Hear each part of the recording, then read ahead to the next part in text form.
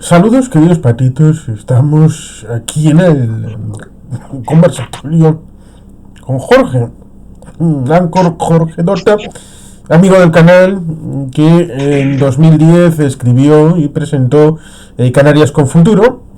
Ahora vuelves a el mundo literario con una serie de cuentos, lo cual es interesante, bonito y evidentemente lo mejor es comentarlo con el autor. En principio, pues sobre todo, bienvenido, agradecido de que estés por aquí. Hola Juan Carlos, gracias por tenerme en tu canal. Bueno, gracias por la entrevista y un placer, como siempre, estar contigo. Por supuesto, es ocioso de decir que eres un canario preocupado por la tierra y sus gentes, pero también un experto economista que tiene un elemento aparte referido a toda esta industria financiera, pero evidentemente no vamos a ir por ahí, sino por el hecho de que has publicado el libro sobre los cuentos de Cho Lucio y que evidentemente es una aportación distinta, porque a veces uno está acostumbrado a leer libros bien en formato novela, bien en formato ensayo, pero estos son cuentos. ¿Cómo surgió la idea? Bueno, como tú bien sabes, en el año 2010 escribí el libro Canarias con Futuro. Ahí conocí a un nieto y bisnieto de pastores de Tenerife, que me enseñó la tradición oral que se guardaba en su familia. Una tradición oral, para mí, de las más completas de Canarias y enfocada principalmente, digamos, a los saberes espirituales de los antiguos pueblos de los antiguos pueblos que habitaron las Islas Canarias. A partir de ese libro y de esa conexión, y también viendo las reacciones a todo lo que yo estaba diciendo con el Canarias con Futuro y después con los múltiples artículos en prensa que he publicado, pues me di cuenta de que para motivar o para sanar al pueblo canario no hacía falta o no era suficiente simplemente darle datos objetivos y apelar, digamos, a lo que es la mente racional, ¿no? Que había que ir más profundo, ¿no? Porque es un pueblo que ha sufrido un trauma importante desde la conquista, ¿vale? Y a través de todo el periodo de colonización durante los últimos 500 años, pues digamos, este conocimiento que es un conocimiento que es la herencia cultural del pueblo canario, ha sido ha sido ocultado o no estaba disponible por diversas razones, desde la represión franquista a la Inquisición, que estuvo aquí también varios siglos, ¿no? Entonces este conocimiento pues se guardaba en círculos familiares muy reducidos, ¿no? Que a lo mejor se transmitía de abuelo a nieto o de tío a sobrino, que a lo mejor el resto de la familia no sabía nada, que aquel viejito sabía lo que sabía, ¿no? Entonces, como te dije antes, empecé también a ver las reacciones del pueblo canario, a entender eso, y entonces empecé a escribir un libro que lo quería titular Sanando el alma canaria, en el que los cuadros psicológicos y sociológicos que había identificado yo en el pueblo canario lo ponía en relación tanto a la espiritualidad de los antiguos canarios como a la psicología y sociología moderna, ¿no? Pero hace ya bastantes años conocí a una chica que se llama Naira Ramírez, también canaria, que había estado en México estudiando el movimiento zapatista. Entonces me enseñó cómo el subcomandante Marcos, ¿no? Que aparte de subcomandante, pues era un licenciado en filosofía y un escritor, pues cómo a través de una serie de cuentos que enlazaba la cosmogonía maya, ¿no? Pues fue haciendo una especie de indigenismo mágico, ¿vale? Para transmitir un mensaje de una forma que llegase a mucha más gente, ¿no? Entonces, el Sanando el alma canaria era más bien un libro de ensayo, pero con Naira me di cuenta de que si lo hacía en forma de relatos que pudiera, pues, te puede recordar, como he dicho, a algunos de los textos zapatistas, pero también te puede recordar mucho a los libros de Carlos Castañeda y Don Juan Matus, aquellos famosos libros de los años 70 en el que Don Juan Matus, un chamán yaqui del desierto de Sonora, pues se encuentra con Carlos Castañeda, que es un estudiante de antropología, y bueno, pues a partir de ahí salen toda una serie de libros en el que el conocimiento antiguo chamánico que tenía Don Juan Matus, pues se lo va transmitiendo a Carlos Castañeda, ¿no? Pues entonces, en este libro pues pasa un poco lo mismo, ¿no? Está Cholucio. Cho es como tradicionalmente en Canarias se llama al jefe familiar, ¿no? Lo que podría ser, por lo mejor, el patriarca gitano o el cabeza de familia, ¿vale? Y que viene de una palabra guanche, que es chaurero, que significa jefe del auchón o jefe del clan familiar, ¿no? Del poblado familiar. Y, digamos, yo, que soy el estudiante, ¿no? Y a partir de una serie de diálogos, pues vamos exponiendo pues todo ese conocimiento oculto, esos secretos que se guardaban en la tradición, de forma que se recupera y se devuelva a la gente, pues no solamente una cosmogonía, sino una filosofía de vida. Es bien interesante porque no sé si tengo alguna razón o no a la hora de pensarlo, pero yo creo que en tiempos antediluvianos, cuando antes de glaciaciones y todo esto, cuando la gente iba a cazar, recolectar y vivía en una cueva, evidentemente con mucha técnica, cosa que evidentemente se ha olvidado, porque por ejemplo en la cueva de Santimamiñe hacían sus tipis dentro de la cueva para guarecerse, porque eso evidentemente hacía que pudieran tener una mejor relación con el calor, pero habitualmente se piensa de manera, bueno, sufrían, bueno, pues que sufran, pero eran listos y por tanto cuando terminaba la jornada se contaban los sucedidos entre ellos y empieza el gusto por las historias y esa necesidad acendrada, atávica del relato, el relato como algo que nos íbamos contando y que luego ha ido derivando en muchas formulaciones, por lo menos es mi idea, que evidentemente tiene cierto arraigo en determinados lugares, con ingredientes nativos, locales, por tanto creo que por eso puede tener cierto éxito esta aproximación y que evidentemente también podemos hablar de que en los años 80, bueno, no sé si me estoy metiendo en algún jardín, pero en los años 80, además de esos relatos posteriores del ámbito de los zapatistas, estaba la beta del realismo mágico en el ámbito de la novela latinoamericana. Sí, lo que pasa, bueno, tú juegas con ventaja, Juan Carlos, porque yo te pasé un borrador del libro ya hace bastantes años.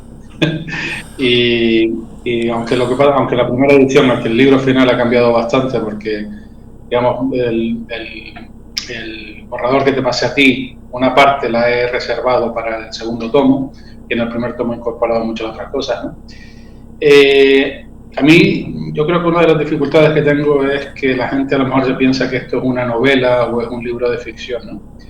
Cuando yo se lo mandé a una conocida editorial española, hicieron una valoración que a mí me gustó mucho, ¿no? Y lo valoraron diciendo algo así como que era un libro de no ficción, construido como ficción, que trataba de las creencias, mitos, leyendas y aspectos antropológicos del pueblo canario y de los antiguos pueblos que habitaron las Islas Canarias, ¿no? Y que era un libro fundamental para entender precisamente la filosofía, la cultura y las creencias, ¿no? de los antiguos canarios, ¿no? Es cierto que en muchos pueblos a lo largo de la historia la educación se ha hecho transmitiendo mitos y leyendas, ¿no? Y muchas veces son mitos universales, ¿no? O sea, el mito de Galgamesh es muy parecido en esencia, por ejemplo, al Ulises griego o al Hércules, ¿no? Entonces, ¿por qué se hacía así? Pues porque no se mandaba el mensaje únicamente a la mente racional, sino se mandaba el mensaje también para que se aprendiera de una forma emocional, es decir, que no solamente lo aprendiera el consciente, sino también quedara reflejado esa enseñanza en el subconsciente, ¿no? Y eso se consigue mucho mejor a través de relatos, a través de ejemplos, a través de historias, ¿no? En el que pues tienes un modelo o tienes una serie de enseñanzas, ¿no? Y al igual que, por ejemplo, los cuentos sufíes, pues algunas de nuestras leyendas, algunos de nuestros mitos aquí en Canarias, pues tienen muchísimas lecturas, ¿no? Depende, digamos, del nivel de desarrollo que haya alcanzado el oyente, pues puede sacar unas metáforas u otras, ¿no? Entonces pues, digamos, son cuentos que tienen bastante profundidad, aunque puedan parecer lo contrario. Pero cuando sabes las metáforas, sabes, digamos, distinguir las cosas, ¿no? Pues tienen un significado que no le tiene nada que envidiar a ninguna otra corriente espiritual del mundo. De hecho, como Aldous Huxley escribió, creo que fue en los años 60 o los años 50, no recuerdo cuándo, ¿no? Con el tema de la filosofía perenne, ¿no? Todas las corrientes espirituales del mundo básicamente te hablan de lo mismo. Lo que pasa es que algunas ponen más énfasis en una cosa o en otra, ¿vale? O le dan una interpretación distinta a una cosa con otra, ¿no? Pero al final es lo mismo que te dice también Ken Wilber, el filósofo americano del siglo XX, del siglo XXI, ¿no? Que hay una realidad última y que todas las corrientes espirituales te hablan de esa realidad, pero con nombres distintos. Pues entonces, en el caso nuestro, nuestra espiritualidad, nuestro camino, nuestra filosofía no es ni mejor ni peor que ninguna otra, es simplemente la nuestra. Y eso es bueno que siga siendo así, porque Gandhi comentaba que quería que todas las culturas del mundo pudieran entrar y salir por las ventanas de su casa libremente, pero que la suya, su cultura, no estuviera desarraigada de su casa. Es decir, que la suya tuviera permanencia, y luego el resto complementan, dan sabor, color, pero evidentemente como complemento, no como sustituto. Y a veces hay esa tentación por parte de algunos. Claro, hay una cosa que muchas veces en este mundo actual de las nuevas tecnologías, de la aldea global, de la globalización, ¿no? Hay como una especie de homogeneidad, ¿no?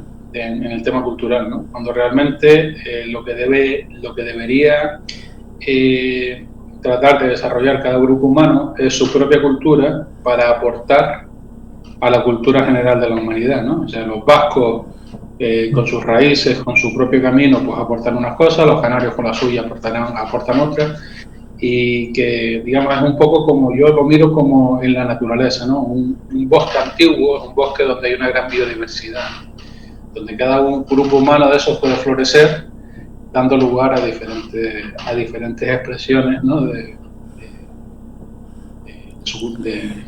digamos, de la cultura. Sí, porque muchos estadounidenses del día de hoy piensan que ellos virtualmente no tienen ninguna cultura propia, porque bueno, han cogido de los ingleses, pero luego han cogido otros de los nórdicos, de los algunos se reivindican herederos de los griegos, de la tradición del Imperio Romano a través de los britanos.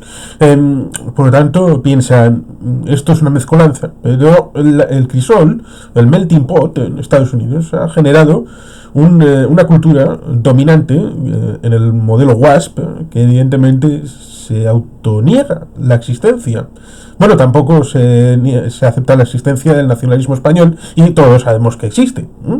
Por tanto, estas cosas, además de la autorreferencia, de la autoconfesión, pues son fenómenos que uno puede identificar más o menos siendo más o menos objetivo.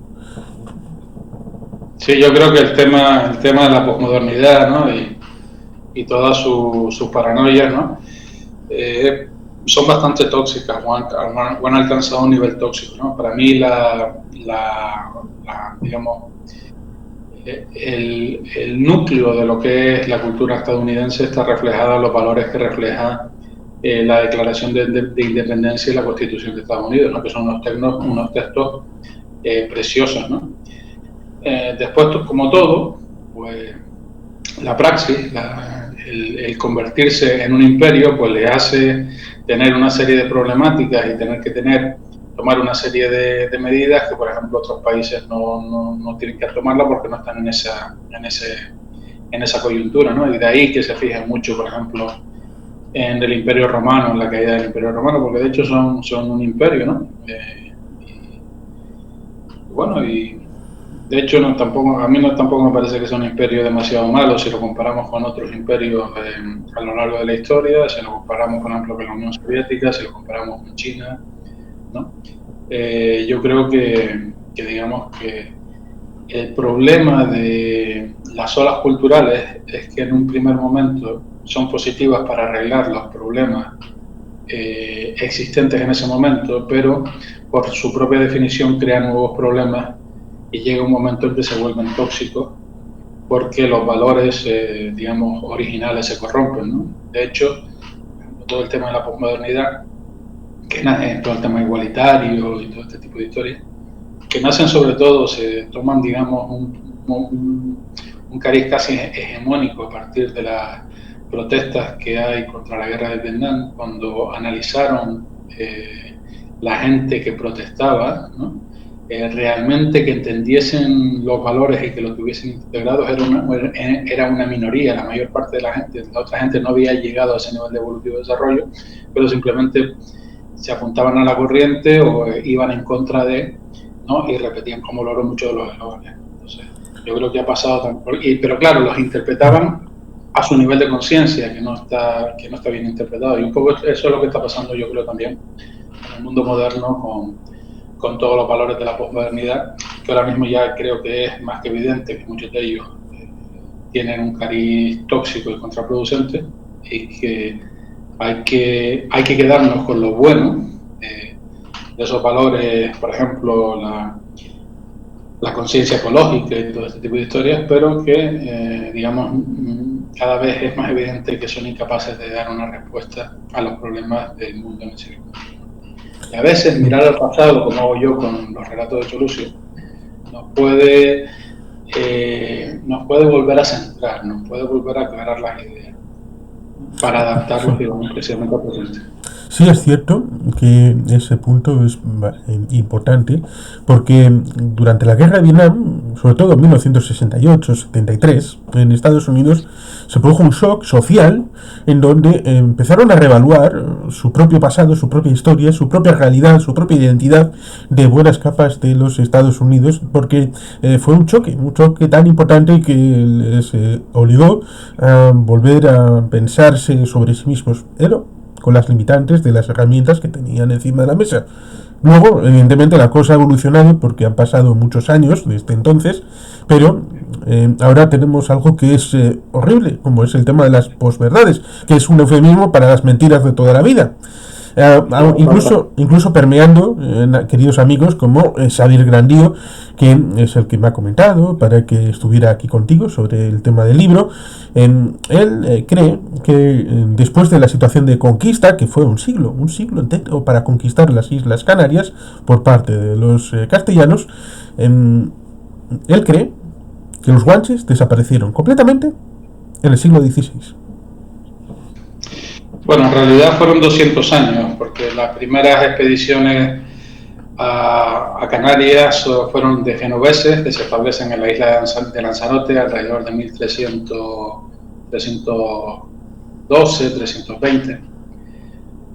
Hay una serie, a lo largo del 1300, hay una serie de expediciones, sobre todo de mallorquines y de la corona de Aragón, entre otras cosas porque Castilla estaba en guerra en el estrecho con los benimarines, ¿no? Y los que sabían navegar realmente en aquella época eran los aragoneses. Y, digamos, hay una serie de expediciones, tanto de evangelización como de rapiña, ¿vale?, que se producen a lo largo de, como dije antes, de 1300. A partir de la fecha de 1348 ocurre la peste negra en Europa, que hace que la dinámica poblacional cambia completamente. Si hasta ese momento había una sobrepoblación en Europa, también debido a factores de cambio climático, porque habían sido épocas muy calurosas, por así decirlo, con las temperaturas altas, lo que permitía pues plantar en determinados territorios de frontera que no eran excesivamente productivos. Bueno, para hacer el cuento corto, durante el 1300 hay una sobrepoblación en Europa, pero al llegar la peste negra lo que se produce es un déficit de mano de obra.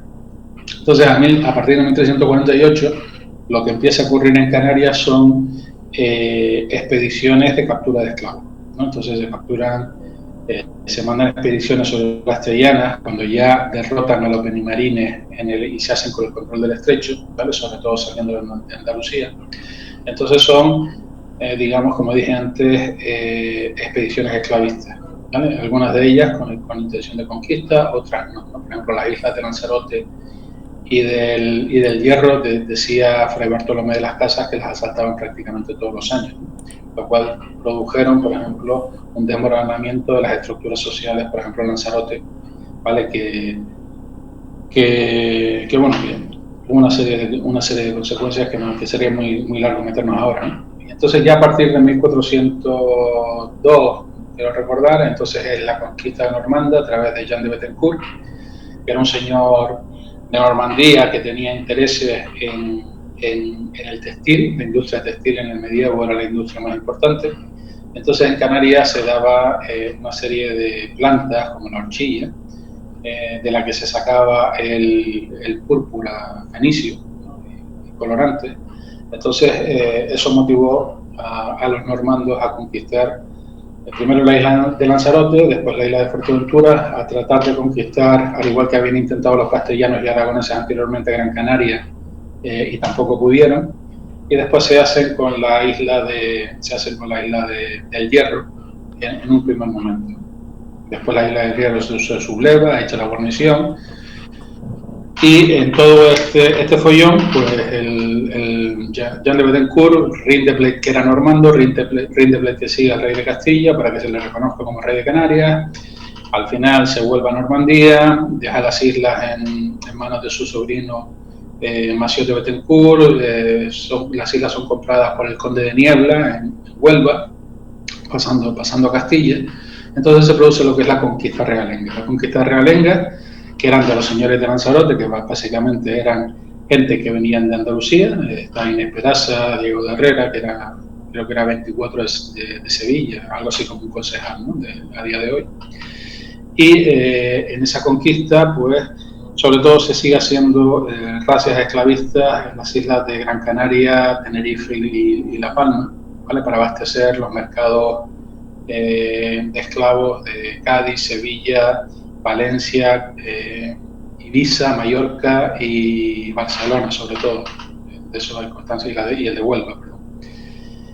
Y a raíz de la imposibilidad de esta conquista señorial, que eran básicamente señores feudales, de hacerse con las islas mayores, que era Gran Canaria, Tenerife y La Palma, pues entonces, aprovechando una serie de historias, los reyes católicos asumen los derechos de conquista y también hay un tema aquí con Portugal, ¿vale? Hay un tema con Portugal porque los portugueses intentan conquistar también las islas, sobre todo en La Gomera consiguen tener una base permanente, ¿vale? Y hay una serie de aspectos que dan a entender que entre los señores de Lanzarote y los portugueses podrían haber una cierta connivencia, ¿no? Pero al final la conquista realenga, la conquista de los reyes católicos, se da también para impedir no solamente la conquista portuguesa, sino para saltarse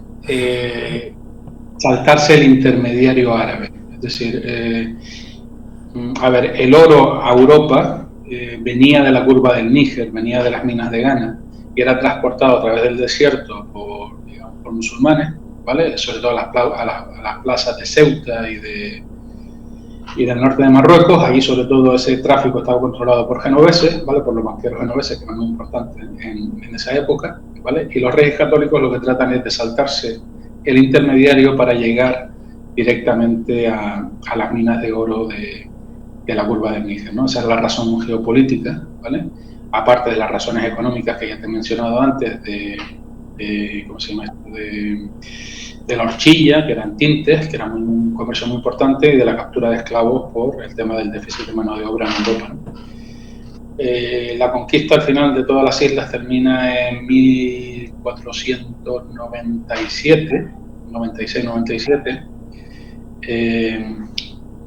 Es decir, que casi son 200 años de batalla. Por ejemplo, la isla de Gran Canaria se intentó conquistar como 12 veces entre portugueses y castellanos.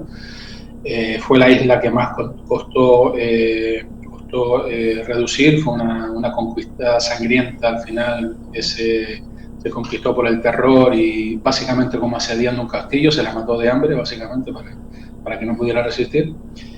Y es 4 o 5 años después de que pasara Colón por ahí. Cosa que evidentemente... Sí, no. De hecho, Tenerife se incorpora a Castilla después del descubrimiento después del descubrimiento de América y después de que Granada ya hubiese sido incorporada a Castilla. Es decir, que Tenerife es el último territorio que se incorpora a la corona de Castilla.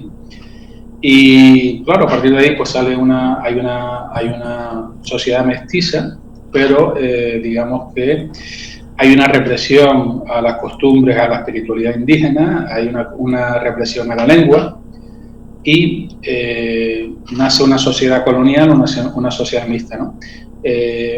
Los estudios de ADN modernos dicen que los canarios tienen entre un 45 y un 60% de su ADN mitocondrial, es decir, por el que procede por parte de la madre, que procede de los guanches, de los antiguos canarios. Entonces, ha habido un etnocidio y un culturicidio, si quieres así llamarlo, y eso hizo que determinado conocimiento espiritual de sus creencias, de su filosofía de vida, se mantuviese, como dije antes, en la clandestinidad, ¿no? Pasándose de nieto a sobrino, de abuelo a nieto, de tío a sobrino o de tía a sobrino, ¿no? Y la represión franquista, que fue muy dura en Canarias, que en Canarias realmente solamente hubo un bando represor, también a todas esas personas que de alguna manera mantenían vivas ciertas tradiciones, pues se les llamaba de brujas y se las fusilaron, básicamente. Entonces se creó un miedo de no hablar, ¿no? Entonces este conocimiento que yo trato de sacar, a veces por tradición oral literal, a veces por reconstrucción a base de indicios arqueológicos de otro tipo, me está entrando una llamada, pues es lo que yo reflejo en los relatos de Chorusio, el primer tomo, porque realmente hemos recuperado información para hacer 4 o 5. Una saga, bien, interesante. Y que entonces podemos decir que el guanche sigue ahí, en el ámbito genético, en el ámbito sanguíneo, en el ámbito mitocondrial, está ahí el guanche. Seguimos aquí porque nunca nos fuimos. Entonces hay la posibilidad de entroncar con esos guanches que contaban historias y con esas historias que siguen estando presentes, pero como decía Xavier en sus comentarios, ¿cómo es ese entronque en la tradición tamasí que también existen? Hay un porcentaje importante en Marruecos, en Argelia, algo menor en Libia, en la zona de Mali, Azawad, es decir, en la zona del noroeste de África. Siguen estando los tamasí y, como has comentado, que siguen estando los guanches. Esa tradición de pasado y presente de la cultura de relato del ámbito oral, la cultura tamasí ha sido básicamente oral, se transmite sobre todo a través de las mujeres, ¿vale?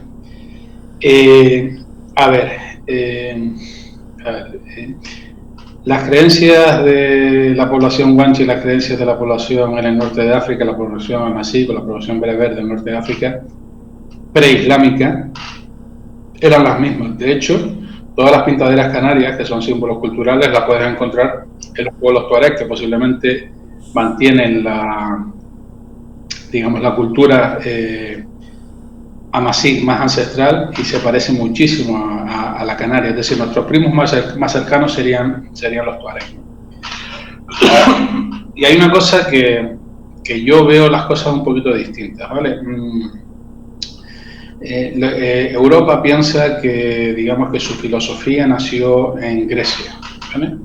pero en realidad la mayor parte de los filósofos griegos fueron a estudiar a Egipto, ¿no? Tienes a Tales de Mileto, a Pitágoras, a Solón de Atenas. Todos los grandes pensadores griegos fueron a estudiar a Egipto, y sobre todo fueron a estudiar a un sitio que se llamaba Sais, que es donde estaba el templo de Neith. De hecho, te dicen que los colonos que fundaron Atenas venían de Sais, del templo de Neith, ¿no? Y Egipto es como una amalgama, es como una especie de área cosmopolita donde se mezclan diferentes influencias de este y oeste, ¿no? Lo que pasa es que los griegos también se pasaron navegando por el Mediterráneo y asumiendo o copiando cosas de otros pueblos, ¿vale? Entre esas copias, por ejemplo, copiaron a Amón, ¿vale? Copiaron a Hermes, copiaron a Poseidón, ¿vale? Pero copiaron incluso a Neith, como Atenea. Pero esas divinidades que copiaron en Egipto, copiaron en Egipto o copiaron de los libios, las deformaron al copiarlas. Es decir, tienen esas divinidades libias, tienen un componente muy profundo que los griegos no llegaron a entender, ¿no? Los incorporaron a su mitología, pero fueron un poco como dices tú, como los americanos, fueron picando de aquí a allá, incorporando un montón de historias, ¿no? Entonces lo que se da es que, a mi entender, digamos, hay una espiritualidad ancestral, vamos a llamarla occidental, ¿vale? Vamos a llamarla incluso Atlante, olvidándonos del continente Atlántida, sino haciendo referencia a ese mito, a esa sabiduría. De hecho, los propios textos egipcios te dicen que Tot vino de Occidente, ¿vale? Y que la Atlántida estaba al occidente, ¿no? Entonces la Atlántida, olvídate de la isla, algunos dicen que es el ojo de Richard en Mauritania, ¿vale? Pero imagínatelo como un conocimiento filosófico y un conocimiento espiritual, ¿no? Un conocimiento filosófico y espiritual que incluso está en la propia definición de Monte Atlas, ¿no? Sí. Porque Atlas para los griegos no solamente era que estaba en el occidente, algunos dicen que es el Teide, otros dicen que es la montaña del Atlas en Marruecos. Para los griegos era un titán, padre de las matemáticas, la astrología y la filosofía, ¿no? Sí, Entonces, cuando estamos, o sea, podemos llegar muy profundo, ¿no? Yo creo, mira, yo me estoy viendo muy oscuro en la pantalla. ¿Tú me estás viendo oscuro también? Por la pues, de la luz. pues algo sí, pero bueno, no pasa nada. Estamos viendo la luz a ver si se ve mejor. Sí, sí, ahí está bien. Estaba pensando que ciertamente hay elementos sugerentes, como el hecho de que llamémosle religión tamazic, hay una cierta predilección por el tema de las puertas, una cultura de las puertas, y algunos luego lo adoptarán, aunque no sea directamente, como en el ámbito otomano se habla de la sublime puerta, como el nombre del imperio, que es un poco como tratar de hacer una cultura a lo estadounidense de, bueno, cogemos el elemento central aparente por la parte de afuera y luego la parte de adentro, bueno, pues que se la queden los otros, y luego igual diremos que son culturas de viejas, cosas que mejor dejarlo de lado. Pero sí, los griegos robaron de los egipcios, los romanos robaron de los griegos, y ahí está el pilar fundamental de la cultura occidental. Entonces la cultura, o sea, si los egipcios robaron de los libios, los griegos robaron de los egipcios y de los libios, y los romanos robaron de los griegos, la cultura occidental no es tan occidental, sino que tiene su origen en el norte de África. ¿Qué es lo que pasa aquí? Que mientras en el norte de África hubieron más de 12 invasiones, estuvieron por ahí los griegos, los romanos, los árabes, los fenicios, los visigodos, ¿cómo se llama esto? Bizancio, hubo un montón de conquistas, y evidentemente cada conquista pues deja una impronta cultural, ¿no? En Canarias solamente hubo una, que fue la conquista castellana, con lo cual posiblemente lo que queda en Canarias es bastante más puro y bastante más ancestral que lo que queda en el continente. Pero digamos que hay una similitud importante. De hecho, dos de los capítulos del libro, uno que le llamo La Madre de las Estrellas, tiene que ver con un mito de la creación que se conserva en el continente, pero que se perdió en Canarias, pero que en Canarias hay grabados rupestres que hacen referencia a ese mito, ¿no?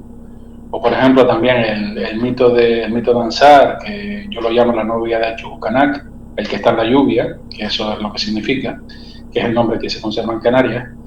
Pues la fiesta de la rama, por ejemplo, de Agaete, del Valle de Agaete, de la Aldea o incluso de Tenerife, en la romería del Poleo, pues conserva elementos de esa tradición. Entonces, a partir de esos elementos también se ha reconstruido. Es decir, el libro tiene tres partes. Una parte que es tradición oral pura y dura. Otra parte que es trabajo de investigación y reconstrucción mía, ¿vale? Y otra parte que es, digamos, otro material que se ha recopilado por otras fuentes, por otros medios. Entonces, ¿cuántas historias son en total en este primer tomo? En este primer tomo son 30 historias, pero yo tengo escritas más de 120. O sea que este es el primer tomo. Lo que pasa es que, como dicen ellos, primero hay que caminar antes de correr. Primero tengo que darte las bases, te tengo que explicar lo básico, ¿no? Uno de los problemas de la espiritualidad amasí y canaria en general es que es una espiritualidad muy lacónica, ¿no? O sea, no te dan las cosas mascadas, te dicen, te sueltan una frase, cuanto menos palabras mejor, y búscate tú la vida para ver qué es lo que te estoy tratando de decir, y si lo quieres coger lo coges y si no lo dejas. Es decir, no te lo voy a poner fácil, porque si te lo pongo fácil no aprendes, ¿vale? O no evoluciones. Te voy a apoyar y te voy a guiar, pero tampoco te voy a imponer nada, porque de la misma forma que, vamos a llamarlo, tu espíritu, a través de tus intuiciones, a través de señales te puede guiar, pero te da el libre albedrío para que tú actúes de la forma que tú quieras. Pues en cierta forma, vamos a llamarlo el maestro, aunque en nuestra cultura más que maestro se llama tigor, que es venerable, porque no es un maestro, sino un guía. Te guía y te aconseja, pero tú tienes la libertad de rechazarlo. Y él no va a insistir, porque él piensa que si tú no quieres aceptar esa lección de él, posiblemente la vida, más adelante, te la va a enseñar de una forma todavía mucho más dura. Y que quizá, tal vez, se me ocurre, en algún momento estas enseñanzas te dejaron más mascadas y tuvieron una consecuencia bastante negativa. Por lo tanto, en la socialización de este conocimiento hubo un retraimiento y una hacer más críptico, ¿no? Para elementos iniciáticos y que solamente aquellos que verdaderamente estuvieran dispuestos a asumir y no aprovecharse de entonces pudieran acceder a todo este caudal de cultura. Completamente cierto. Por ejemplo, una de las cosas curiosas que nos pasó, que digo, esto es un trabajo de por lo menos 15 años que llevamos investigando el tema, es que hemos recuperado piezas de tradición oral que la persona que las conservaba ni siquiera era consciente de lo que conservaba.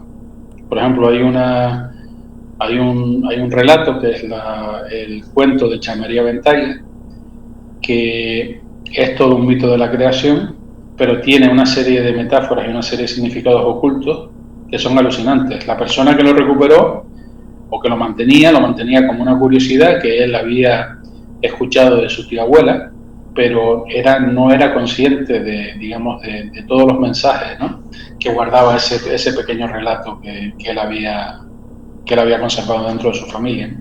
A mí cuando me lo dijo, yo me quedé alucinado, ¿no?, porque ya claro, como dije antes, esta persona en Tenerife me dio las bases de parte de la tradición oral que se conservó en su familia. Entonces yo sí era capaz, como iniciado, entre comillas, de entender esos mensajes ocultos que estaban en ese cuento, que parece un cuento infantil que de infantil no tiene nada, ¿no? Lo que pasa es que, claro, había que transmitir algo sin que la Inquisición se diese cuenta, y qué mejor que un cuento infantil que repito, de infantil no tiene nada. En los años 80 hay películas, en teoría diseñadas para los infantes, películas de animación, que también tienen algún que otro mensaje en forma de subtexto que los adultos o los que entonces éramos jóvenes y ahora la podemos volver a ver, pues hay otras significantes, con lo cual si esto lo podía hacer un estudio en Hollywood en los años 80, pues evidentemente esto en otras situaciones también se puede llegar a dar. Yo creo que es un tema universal, Juan Carlos, o sea, lo tienes en todas las tradiciones. Los cuentos sufíes, por ejemplo, son muy famosos porque pueden tener hasta 5, 6, 7 interpretaciones distintas, ¿no? Pues con los cuentos canarios pasa un poco lo mismo, ¿no? Sí. Y lo mismo con los cuentos zen japoneses, ¿no? O sea, es algo yo creo que universal, ¿no? Que a lo mejor Europa con ese, digamos, ese Excepcionalismo. Vamos a ver, cuando ocurre la ilustración, la atención se traslada al mundo exterior. La mayéutica, es decir, el conocimiento interno, pues ya se ha desarrollado y estamos explorando el mundo exterior, ¿no? Estamos explorando pues, la ciencia, estamos explorando la razón, estamos explorando todo ese tipo de historias. Pero llega un momento en que eso también se medio agota y hay que volver a mirar al interior. Y ahí es donde viene, por ejemplo, lo positivo de la ola postmoderna, como que estábamos hablando antes, ¿no? Con el movimiento hippie de los años 60, de los años 70, ¿no? Que es una vuelta hacia el interior y una autocrítica, ¿no? Pero digamos que eso, que es el primer paso en muchas tradiciones espirituales, ¿no? El ser consciente de tus sombras, ¿no? Decía el oráculo de Delphi, conócete a ti mismo. Vale, llega un momento también que es insuficiente, ¿no? Entonces hay que pasar a otra cosa, ¿no? Y yo creo que en el mundo actual, en la sociedad actual, estamos precisamente en ese momento en el que vemos que lo que nos ha llevado hasta aquí es insuficiente y que hay que inventar una cosa nueva. Por supuesto que el primer impulso no es ir hacia adelante, sino ir hacia atrás, ¿no? Pues de ahí el auge de movimientos populistas conservadores, por ejemplo. Pero también es cierto que pueblos como el vasco, como el canario, pues tienes que volver a reconectar con tus raíces, ¿no? Con tu historia, ¿no? Para poder seguir adelante. Y ser capaces de integrar lo que se ha vivido durante décadas y cientos de años, porque, por ejemplo, en el ámbito europeo occidental, en el siglo XVI se les ocurre pensar, porque estaban desenterrando algunas estatuas, algunos edificios de época clásica, romana, sobre todo en el caso de Italia, esto qué bonito era, y dan el salto al Imperio Romano, y todo lo que hay en medio lo llaman Edad Media, como si fuera una amalgama en donde no ha habido nada bonito, nada interesante, ningún ingenio, ni nada constructivo. Era la edad de las tinieblas, la edad oscura. ¿Por qué? Pues porque era lo que estaba en medio de lo que les gustaba del pasado y ellos mismos, que eran los nuevos líderes y dioses y todo esto. Y le pasa también a la ilustración. La ilustración, todo lo que hay hasta el Imperio Romano, por eso se vuelven a ver triforios, edificios como de estilo clásico, griego, romano, se ve por ejemplo en Francia. Lo anterior es feudalismo, lo cual cogerá el marxismo de la Revolución Francesa con el clásico de Carlos Marx de el tema de la lucha de clases y de sus discursos acerca de la antigüedad que derivarán en la como es el centralismo democrático y todas estas doctrinas. Por lo tanto, a veces hay que tratar de dejar de denostar, cosa que algunos llamados filósofos occidentales han hecho de, bueno, esta parte me la quito porque me molesta y me quedo con esta otra. Hombre, yo tuve un profesor de historia en el instituto que me puso un ejemplo que no se me va a olvidar nunca, ¿no? Dice, no podemos juzgar la historia ni con consideraciones morales actuales, ni con consideraciones culturales, ¿no? Y me puso el ejemplo de que si tú vas a Marruecos, ¿no? Y ves al marroquí sonarse los mocos y tirarlo así en la calle, tú dices, joder, qué tío más guarro. Pero el marroquí te ve a ti sacándote el pañuelo, sonándote y metiéndote esa mierda en el bolsillo y va a pensar lo mismo, que tío más guarro, ¿no? Entonces, hay que tener en cuenta, no se pueden juzgar los aspectos culturales así como así. Y nuestros antepasados no eran ni más listos ni más tontos que nosotros, simplemente tenían otra tecnología, ¿no? Y la tecnología a la que tenían acceso condiciona las elecciones que tuvieron que tomar, ¿no? Aparte de eso, bueno, lo que sí está claro es que durante la parte de la Edad Media, pues sobre todo a partir del desmoronamiento del Imperio Romano, pues se desmoronan ciertas estructuras sociales y eso crea un poco de caos y anarquía, ¿no? Hay un libro muy bueno de Daron Acemoglu y Robinson, que son profesores del MIT americano, que te dicen que el progreso de las sociedades es un pasillo estrecho, porque si te pasas por arriba caes en el autoritarismo y si te pasas por abajo caes en el anarquismo, ¿no? Y que las dos cosas son malas. Sí. Y que evidentemente hay una cierta imagen del mundo como si fuera solamente la Europa occidental, porque evidentemente en la Edad Media citaste Bizancio caerá en 1453 y hubo bastante espacio del Mediterráneo oriental, parte del norte de África.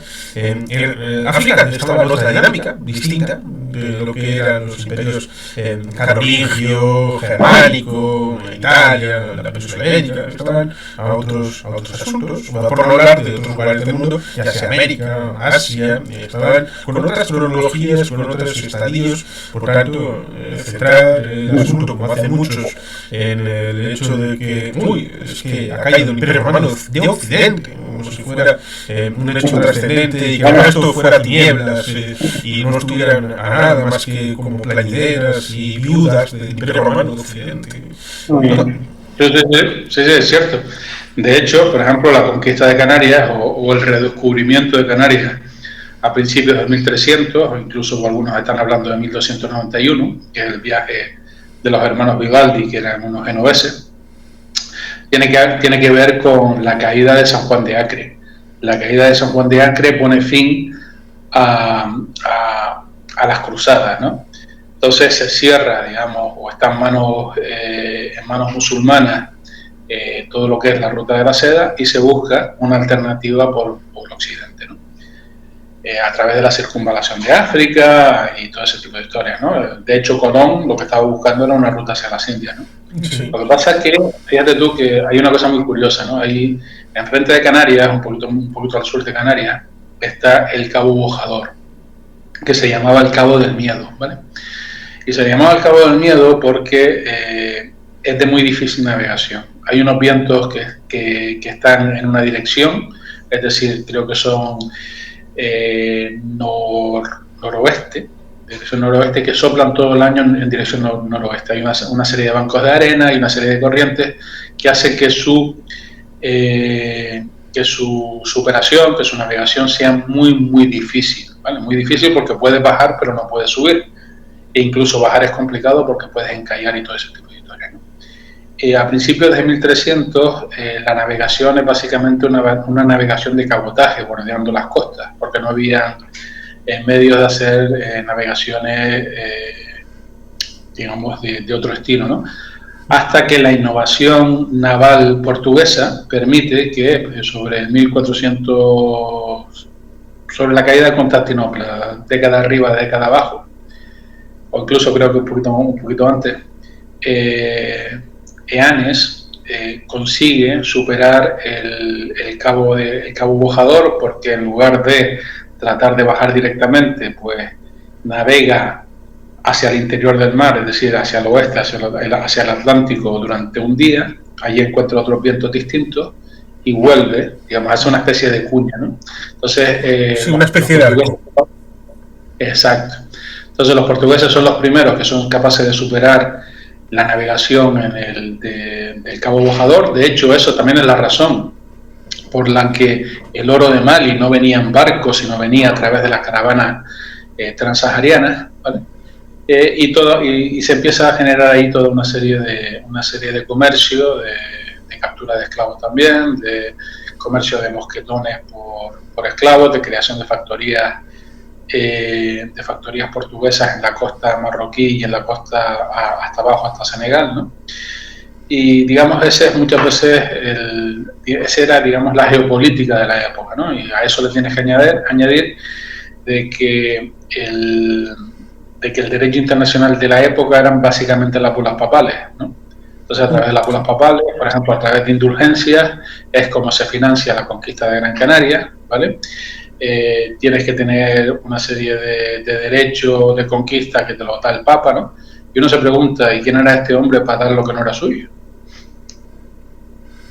Pues Claro que como tenía un negociado el Santo Padre doble, espiritual, como cabeza de la Iglesia, cosa que en principio no lo era, porque había 7 patriarcados, era el obispo de Roma, sí, pero había otros bien importantes, pero en parte por la evolución de los acontecimientos, yo en parte también por la arabización barra islamización y el hecho de la duplicidad con los ortodoxos en la ruptura del siglo XI, pues ahí se empezó a configurar el hecho de que el Santo Padre era algo más que un patriarca, más que el obispo de Roma, era el Papa, ¿no? El Papa como alguien que era muy influyente. Y además, a partir del siglo IX, tienen los estados vaticanos, es decir, el estado papal, que hasta el siglo XIX, durante 1000 años, habrá un estado político liderado por el Papa. Por lo tanto, era cabeza espiritual y cabeza política. Y por eso se puede abrogar el hecho de Dios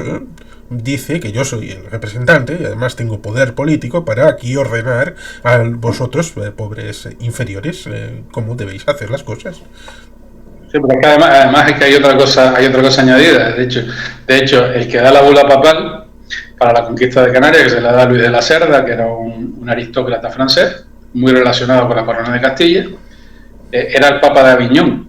O sea, era un papa de lo más corrupto que había. O sea, no fue ni siquiera el papa de Roma. Sí, porque en un momento dado los franceses, bueno, que siempre tomaron en la época de la Edad Media y después, en la Edad Moderna, que Italia era su patio geopolítico de juegos. Y en un momento dado pensaron, uy, este papa está demasiado poco alineado con nuestros intereses.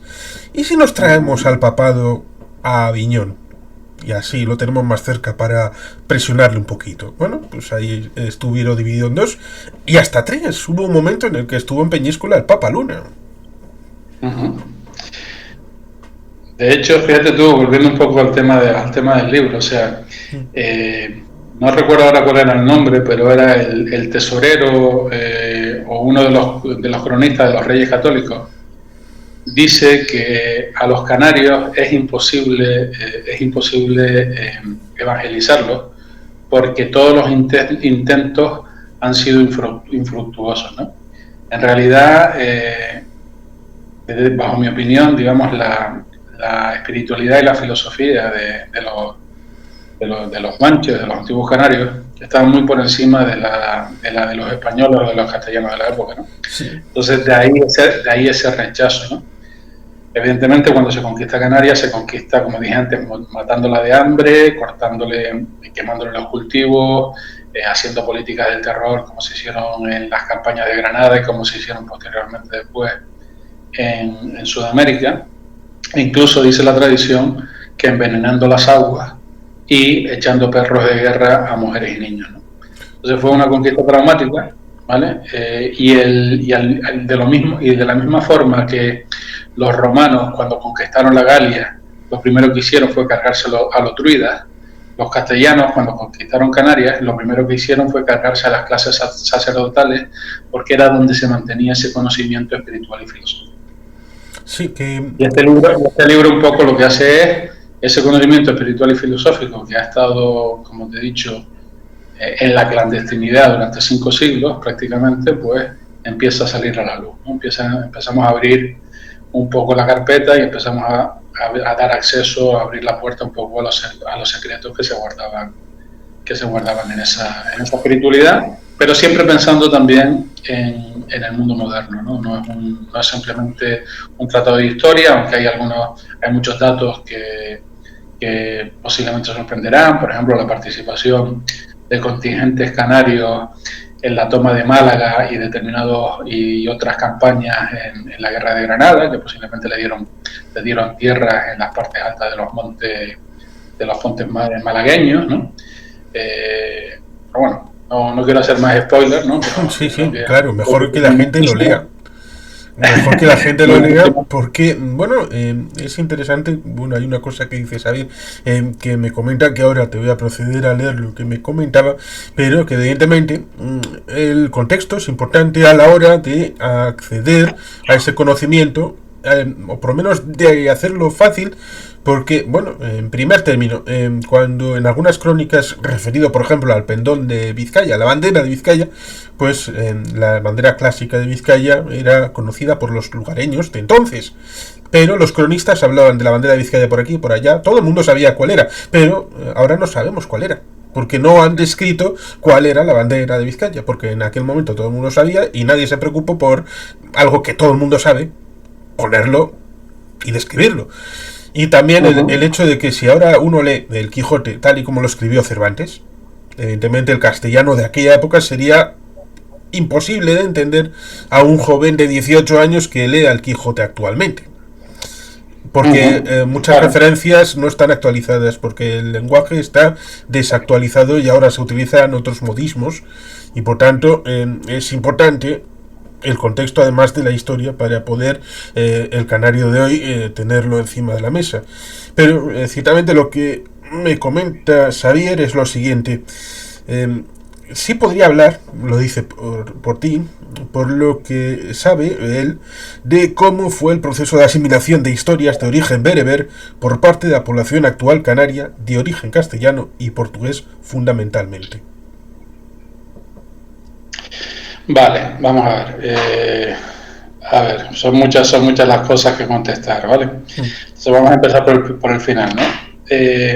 Realmente hay un porcentaje importante de población portuguesa en Canarias. Esa población portuguesa tiene varios orígenes, ¿vale? Sobre todo vienen de Madeira, de Azores y del Algarve. Curiosamente, Madeira tenía una gran población de esclavos canarios, ¿no? de esclavos guanches, aunque tanto de La Gomera como de Gran Canaria, como de Tenerife, como de La Palma, principalmente, y tenían una relación bastante cercana a los dominios de los señores de Lanzarote, que era básicamente Lanzarote y Fuerteventura, porque tenían un tema comercial bastante importante. Con lo cual hay una comunidad de origen nativo canaria en Madeira que es muy importante, ¿vale? Y esa comunidad era bastante revoltosa, de hecho se sublevaron varias veces y el rey de Portugal dio orden de expulsión, ¿vale? Una de las características de esos canarios en Madeira eran que estaban muy relacionados con algunos de ellos con la caña de azúcar, porque decían los portugueses que eran magníficos, ¿cómo se llama esto? Maestros azucareros, ¿vale? Y eran magníficos maestros azucareros, y esto es algo que te digo yo, no que sale en las crónicas, porque en Canarias estaban acostumbrados a tratar la salvia de la palmera canaria precisamente para crear una especie de miel que nosotros seguimos llamando miel de palma, ¿vale?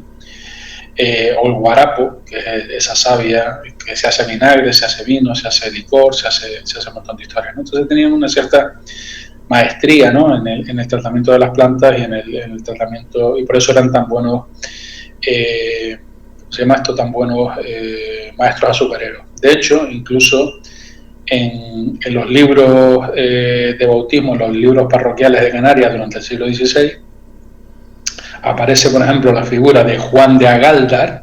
Agaldar es la actual Galdar, la capital prehispánica de Gran Canaria, y dice Juan de Agaldar, portugués. Es decir, muchos de esos esclavos o horros que habían conseguido ya su libertad, porque, por ejemplo, los maestros azucareros les tenían que pagar y conseguían emancipar a ellos y a mucha otra gente, muchos de ellos fueron simplemente canarios o descendientes de canarios que regresaban de Madeira, ¿no? Lo que pasa es que para ellos en la sociedad colonial era más ventajoso apellidarse o llamarse portugués que llamarse canario, ¿vale? De la misma forma, en el Algarve también fue un lugar donde hubo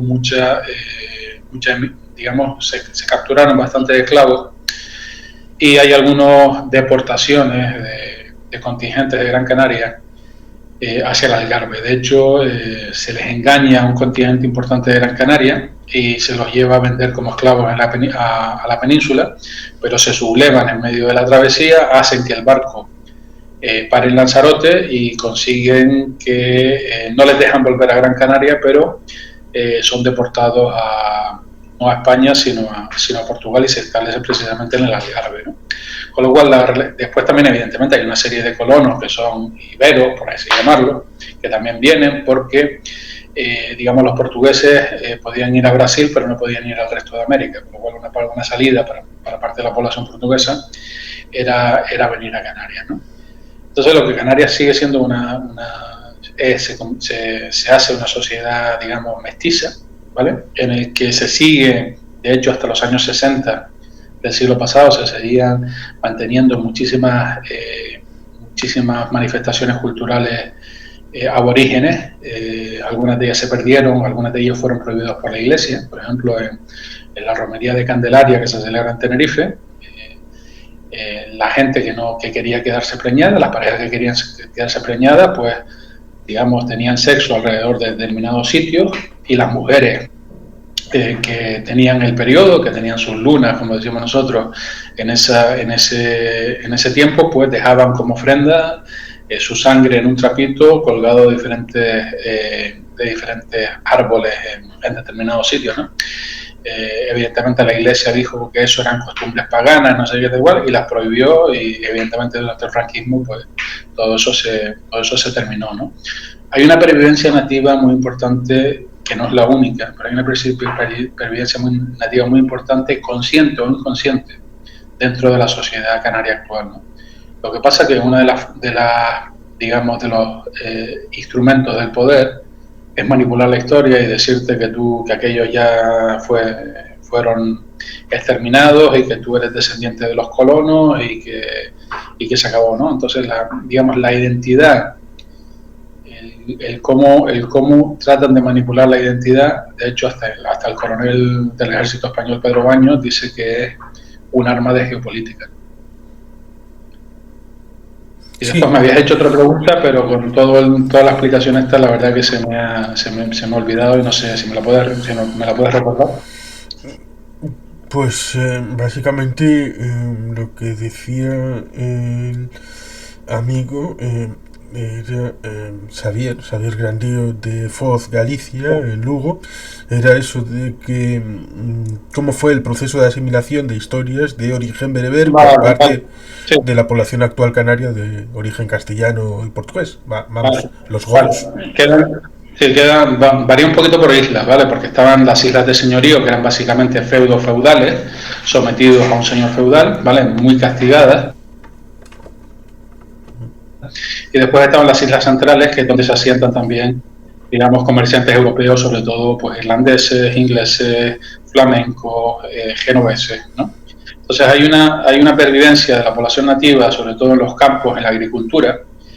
Hay una influencia portuguesa, tanto de nativos retornados como de oriundos de Portugal, que se mezcla con el pueblo, con las clases inferiores. Y hay una cierta endogamia castellana en las élites, pero dentro de esas élites también hay descendientes de las élites nativas, ¿no? Entonces se va forjando toda una nueva sociedad, ¿vale? En el que, sobre todo, por ejemplo, en Gran Canaria, que era donde estaba instalado el Tribunal de la Inquisición, pues se hace una represión bastante importante, ¿no?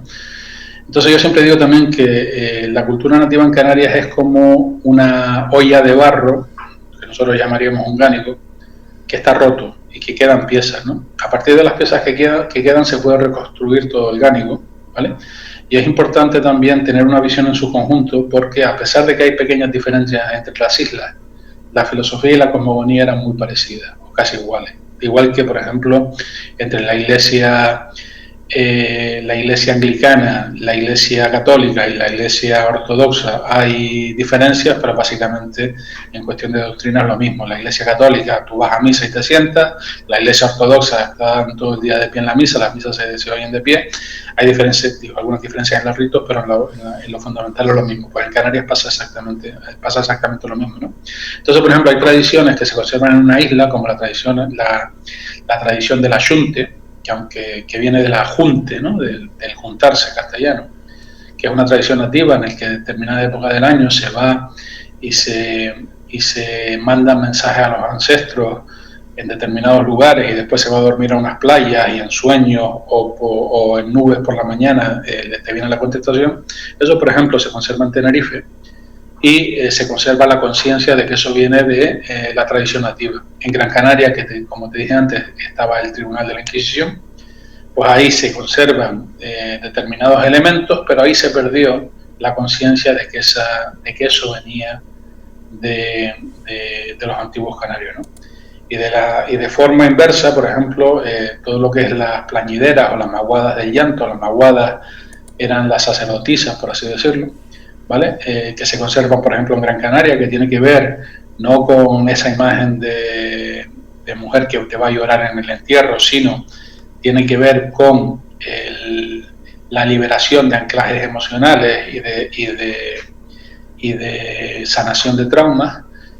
Esa tradición sí se conserva en Gran Canaria, o se conserva bastante en Gran Canaria, y en cambio en Tenerife se perdió. Pero en Tenerife hay documentos históricos que demuestran, por ejemplo, que en el siglo XVII el obispo prohibió precisamente a las plañideras, a las mujeres del llanto, en Icod de los Pinos, ¿no?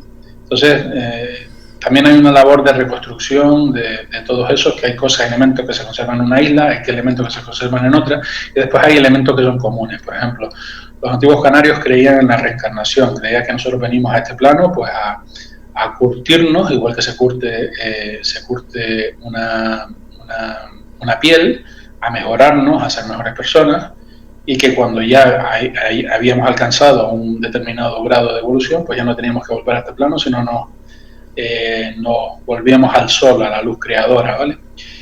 ¿Y por qué te estaba diciendo esto? Espérate que se me fue un poco el baifo. Pues las diferentes tradiciones y formas de... Vale. Pues ellos creían en ese mundo que es el Uyet. El Uyet es básicamente el Uyet, ¿vale? Porque Uyet es también el más allá en Egipto, ¿vale?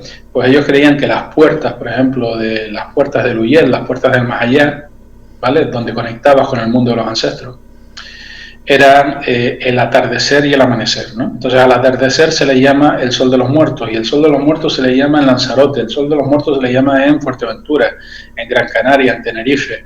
E incluso hay una historia muy bonita que me contaron, que una mujer de La Gomera, del pueblo de Hermigua, que está en el noroeste de la isla, cuando le quería rezar a sus muertos, cruzaba las cumbres de la isla caminando hasta el oeste, hasta un lugar que se llama Valle Gran Rey, y allí en el ocaso pues la rezaba a sus muertos, ¿no? Con lo cual, digamos, hay una serie de tradiciones que son comunes a todas las islas, y después hay cosas que se mantienen en una isla y se han perdido en otras, ¿no? Entonces es un poco, yo también pongo el ejemplo de lo que ustedes hicieron con el euskera, ¿no? O sea, el euskera Bantúa es básicamente la recopilación y la estandarización, ¿no? de todos los diferentes dialectos del euskera que había, ¿no? Pues, con la espiritualidad canaria pasa un poco lo mismo. Y que como comentaste, está la vertiente africana, y que también está la vertiente americana, a través de lo que te ha nutrido de los cuentos zapatistas, pero que evidentemente también el hecho de la conquista castellana en Canarias sirvió de base para el manual de la conquista de América. Sí, ten en cuenta que cuando se conquista Canarias, el pueblo castellano lleva no sé cuántos de siglos de reconquista, era un pueblo guerrero, ¿no? Entonces tampoco lo que se hace en Canarias, lo que se hace en Canarias no es que se invente en Canarias, es decir, muchas de las tácticas que se usaron en la reconquista. De hecho hay un estudio en el que se habla del uso del terror en Granada, en Canarias y en América, ¿no? Entonces, en la guerra de Reconquista, muchas de esas tácticas de terror también se utilizaron, ¿no? Las tácticas de capturar, digamos, a las élites de la sociedad, matar a los hombres y casarte con las princesas, ¿no? Para tener la justificación o para apaciguar ¿cómo se llama esto? Al pueblo, ¿no? El uso de determinados mitos, por ejemplo, la princesa Dácil que se enamora del castellano, mentira, es mentira, porque Dácil, de hecho, Dácil, que era hija del rey Benchomo, que era el máximo exponente de la resistencia guanche en Tenerife, se casa con el Mensei de Adeje, con el jefe del cantón de Adeje, ¿vale? Y la que se casa con el castellano es su hija, pero claro, se casa con su hija porque necesita entroncar, digamos, con la élite castellana, en cierta forma, para mantener, digamos, una cierta posición social, ¿no? Porque cuando la sociedad resultante es una sociedad absolutamente piramidal, ¿no? En la cúspide está la élite castellana, después está toda una serie de colonos que vienen de Génova, que vienen de Portugal, que vienen de donde sea, después está la población nativa y después están los esclavos, ¿no? Curiosamente, hay un libro de 1960, 70 por ahí, o 59, 60, bueno, cuando la guerra de liberación de Argelia, ¿no?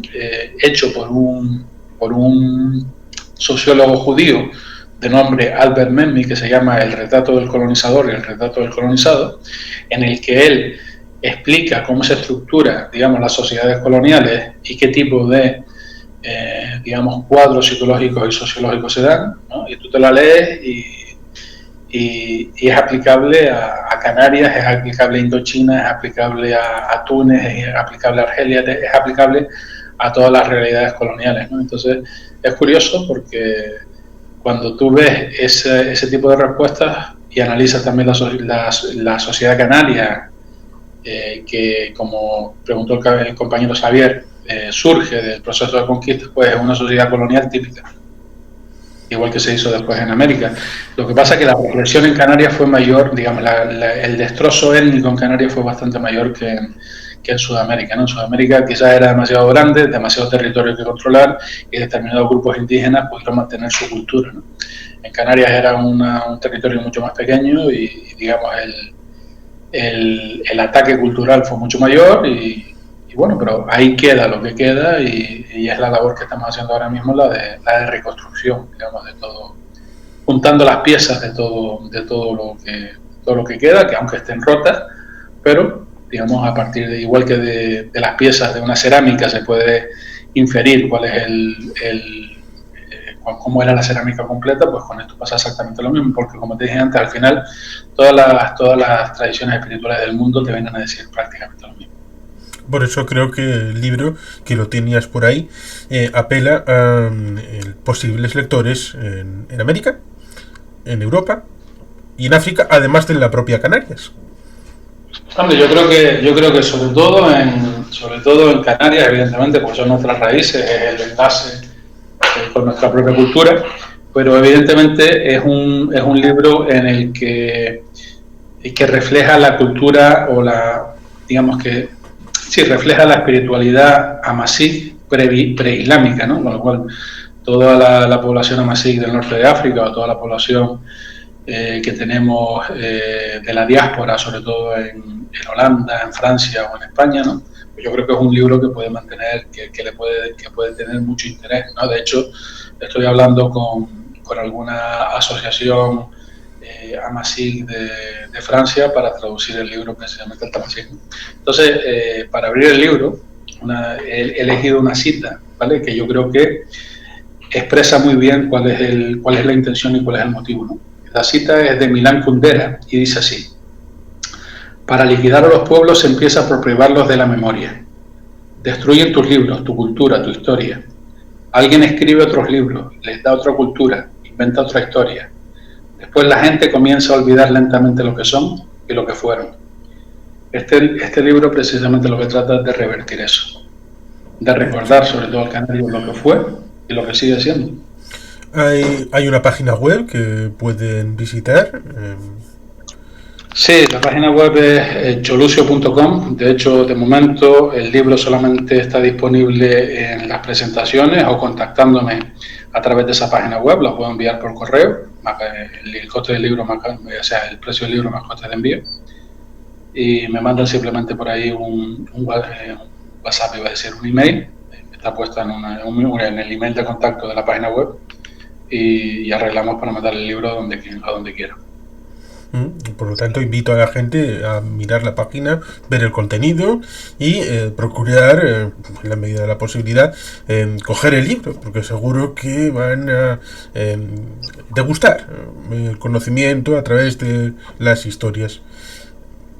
Sí, en el libro, en la página web, además te puedes descargar como los 4 primeros capítulos que lo he puesto gratis, ¿no? Y estoy pendiente también de terminar un glosario de términos que también lo pondré gratis en la página web para que la gente lo pueda descargar. Así que la gente esté atenta a las mejoras de la página web que irán apareciendo progresivamente. Correcto. Pues ciertamente, si puedes enseñar el libro para que la gente vea la portada. El libro, a ver, déjame ver si cómo te lo puedo enseñar aquí. Vale, Ahí el está, libro, ahí está, sí. ahí está. Vale. Los relatos Si de te fijas, Cholucio.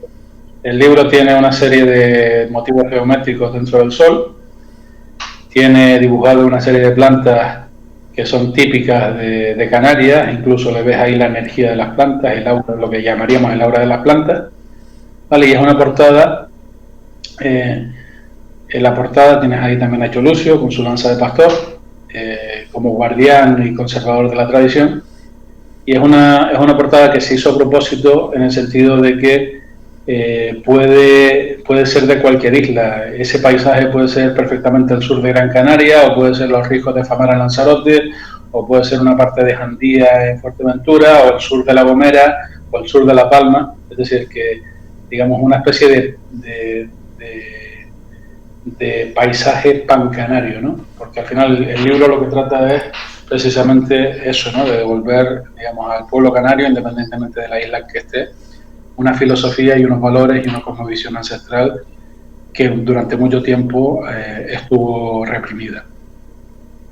Y por eso, ciertamente, no solamente agradezco el hecho de que hayas estado aquí, sino el hecho de que hayas empezado con este primer volumen, que hayas publicado, eso es de felicitarnos, y que evidentemente cuantos más lectores, mejor entendimiento habrá. Por lo tanto, felicidades por este libro y por estar aquí para comentarlo. Muchas gracias, Juan Carlos, por haberme invitado y darme la oportunidad de compartir este ratito contigo y con tus oyentes.